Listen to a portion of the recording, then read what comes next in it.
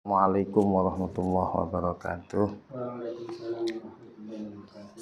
Bismillah, alhamdulillah, wassalatu wassalamu ala man la nabiyya ba'dah. Al-qail fi hadisihi halaku ummati fi say'aini tarkul ilmi wa hubbil mal. Al-hadis au kama qala wa qala azza min qail a'udzu billahi minasyaitonir rajim. Bismillahirrahmanirrahim. Hunna libasul lakum wa antum libasul lahun. Al-ayah, sadaqallahul azim. Pertama-tama dengan izin Allah, pada malam yang sangat bahagia ini kita dipertemukan untuk kesekian kalinya guna mengkaji kitab Uqudul Jan. Harapan dan doa semoga kajian malam ini memberikan manfaat sehingga kita mampu mengamalkan sesuai dengan petunjuk Allah Subhanahu wa ta'ala, mengamalkan isi kitab sesuai dengan petunjuk para nabi Allah, para ulama, sehingga diharapkan rumah tangga kita menjadi rumah tangga yang sakinah mawaddah warahmah. Kaji kita malam ini sudah sampai pada halaman 129. Lanjutan yang kemarin, wahjuruhunna fil madaji wadribuhunna darban ghairu mubarrah in afadat tarbitu. Kemudian waqala Rasulullah sallallahu alaihi wasallam, man sapane wong sabar sapa man ala khuluqi zaujati ing atase pekertine bojo wadone man, atahu wa maka paring ing man sapa Allah Ta'ala mislama ing padane barang atau kang paring sapa Allah Ayyuba ing Nabi Ayyub alaihi salam minal ajri saking ganjaran wassawabi lan piwales. Waman lan sapane wong sabar sapa man ala khuluqi zaujiha ing atase alane pekertine bojo lanange wadon, a'taha maka paring ing wadon sapa Allah Ta'ala ajroman ing ganjarane wong kutila kang den gugurake fi sabilillahi, kang den pateni atau kang den gugur mati fi sabilillahi ing dalem perang sabilillah. Waman lan sapane wong dolamat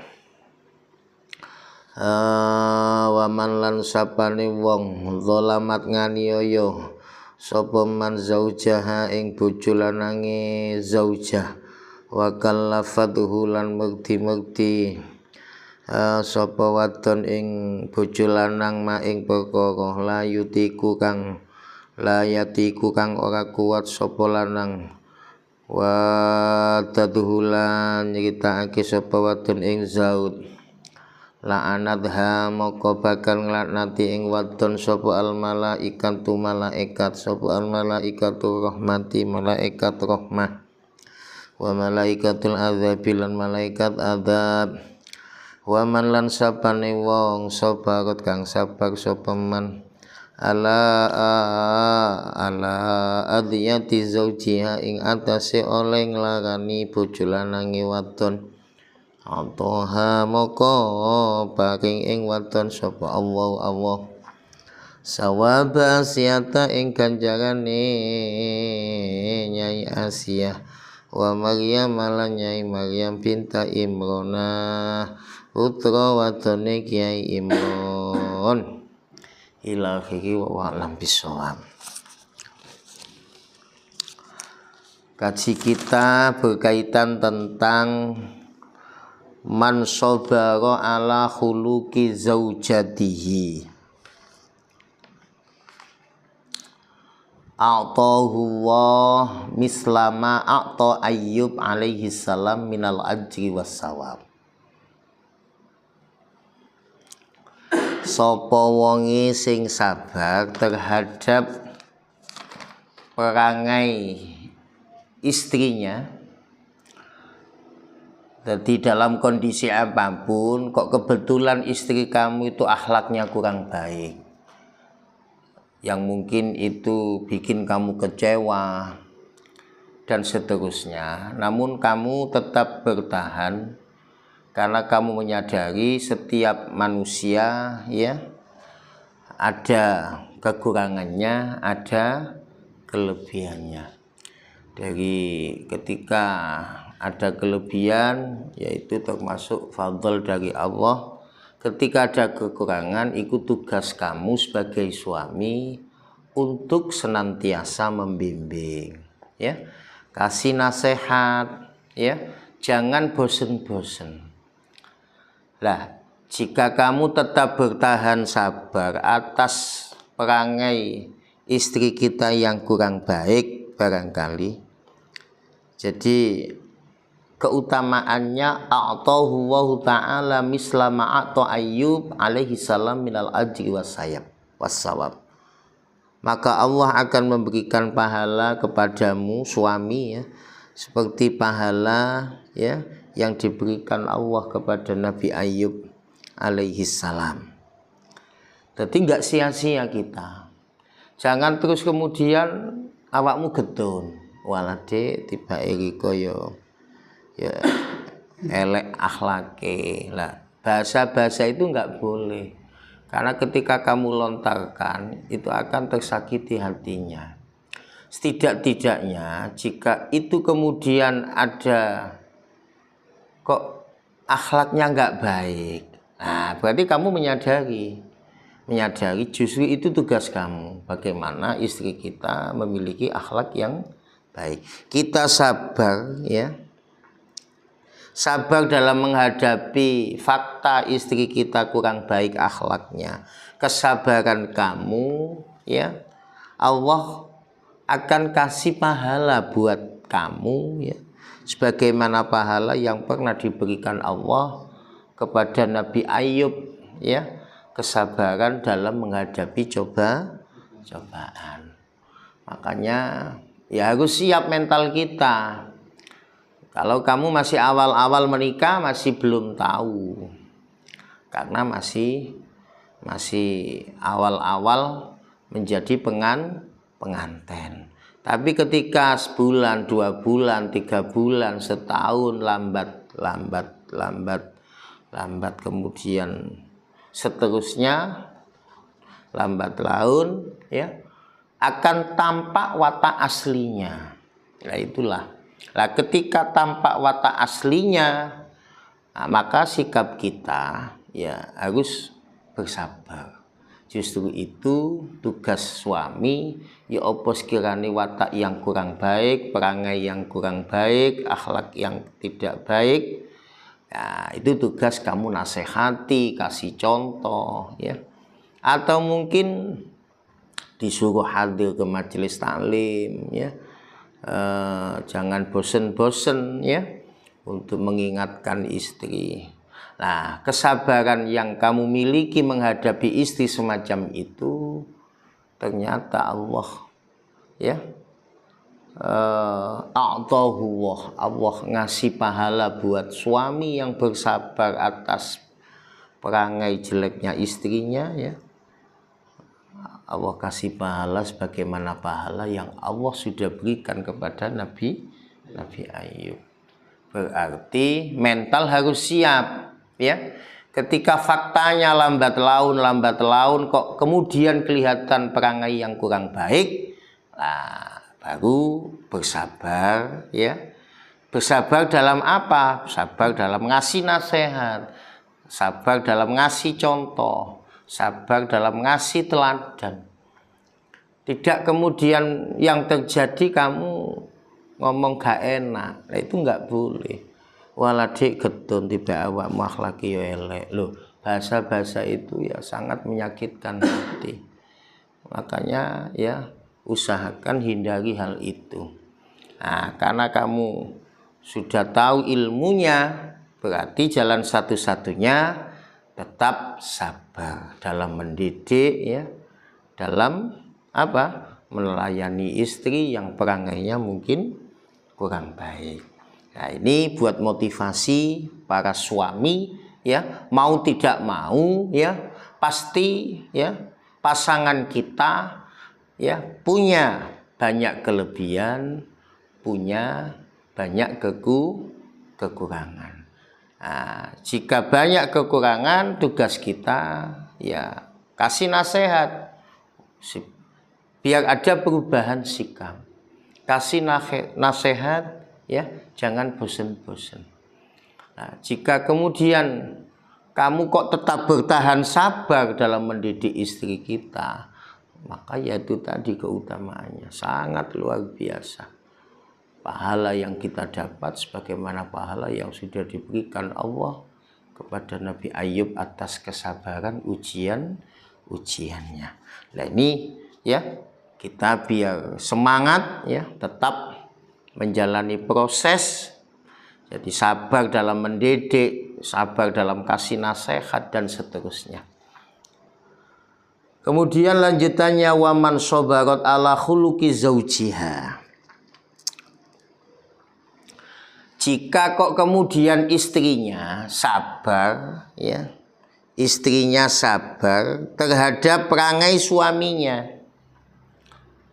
Ini tadi kan istri kita, sekarang dibalik, jika suami kita kebetulan perangainya nggak baik ya, maka bagaimana ya, yaitu tadi, jika kita sabar, kaum istri, man sobarot ala khuluqi zaujiha ya, barang siapa yang bersabar terhadap perangai suaminya, maka a'tahallahu ta'ala ajroman kutila fi sabilillah. Maka Allah akan memberikan pahala seperti pahala yang diberikan Allah kepada orang-orang yang gugur dalam membela agama Allah. Ini bagi istri ya, yang sabar ketika menghadapi perangai apa? Suaminya.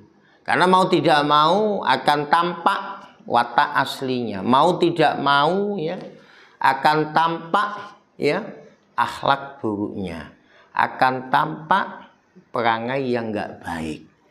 Karena manusia enggak ada yang sempurna. Nah, ketika menyadari bahwa kita itu makhluk yang lemah, makhluk yang memiliki banyak keterbatasan, makhluk yang dhaif ya, maka kita harus sadar setiap kita punya kelebihan, punya kekurangan. Setiap kita punya kekurangan, punya kelebihan, dan sabar dalam menghadapi perangai istri yang kurang baik, sabar dalam menghadapi suami yang perangainya kurang baik, ternyata Allah kasih pahala yang begitu luar biasa. Ini menunjukkan betapa mulianya mereka yang tetap bersabar dalam menghadapi perangai suaminya yang kurang baik. Mungkin barangkali begitu, sampai-sampai Allah kasih pahala sebagaimana pahala yang diberikan orang-orang yang terbunuh membela agama Allah subhanahu wa ta'ala. Kemudian waman dhalamat zaujaha wa kallafathu ma la yatiku wa dadhu la'anatha malaikatul rahmah wa malaikatul adzab. Ini kemudian lain pembahasan. Barang siapa waman dhalamat zaujaha, barang siapa yang zalim, barang siapa yang menganiaya sekaligus menuntut suaminya di luar kemampuan, malayatiku, di luar kemampuan suami, lalu wadathu, sekaligus menyakitkan hatinya, apa akibatnya? La'anatha malaikatur rahmah wal adzab.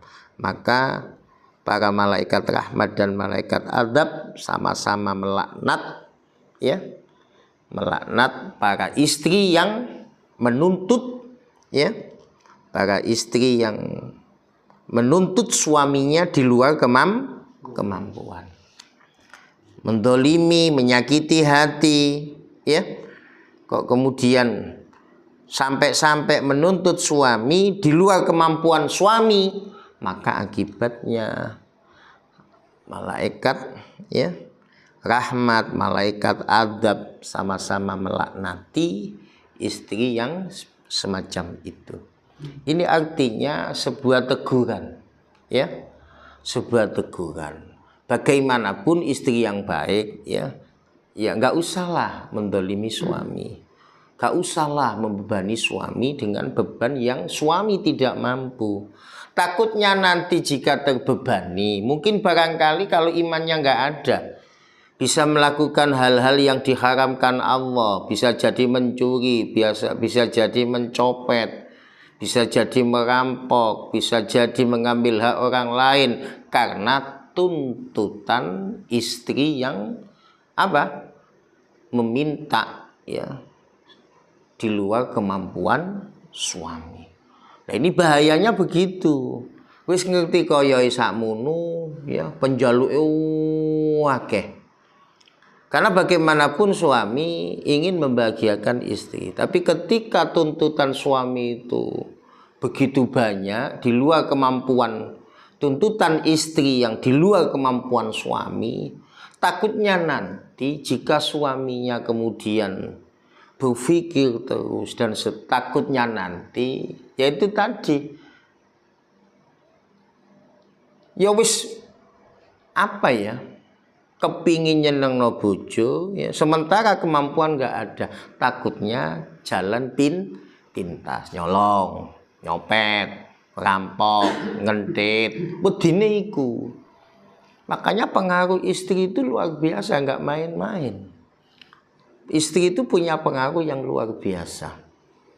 Jadi jika istri mempengaruhi suami dengan permintaan yang di luar kemampuan suami, bahayanya nanti wedine kok sing lanang jalan pintas. Tujuannya ingin membahagiakan istri.